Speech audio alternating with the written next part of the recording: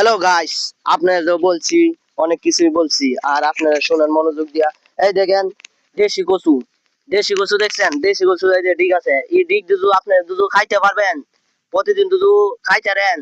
আর আপনার দেশি কচুর অ্যালার্জি সব সময় এই কচু দেশি কচুর মাঝে ভিটামিন এ আবার সি ও আছে। এই দেশি কচু দুধ আপনার দুধু খাইতে পারেন, আর আপনারা সবাই খাইবেন। দেশি কচু খাইতে অনেক ভালো, শরীরের লাগি উপকার, আর শরীরের লাগি অনেক কিছু হয়। আর দেখেন এই দেশি কচু আমরা সবাই বাঙালিরা সবাই বিশেষ করে এগুলা খাইবেন। আর যে ব্যক্তি যে কোনো রোগ জীবাণু এই কচু খাইলে হবে না। আর সবাইকে বেশি করে দেশি কচু খাইবেন। আর দেশি কচু খাইতালে শরীরে অ্যালার্জি, এই স্বাস্থ্য সবল বাড়ে, আর রক্ত বাড়ে।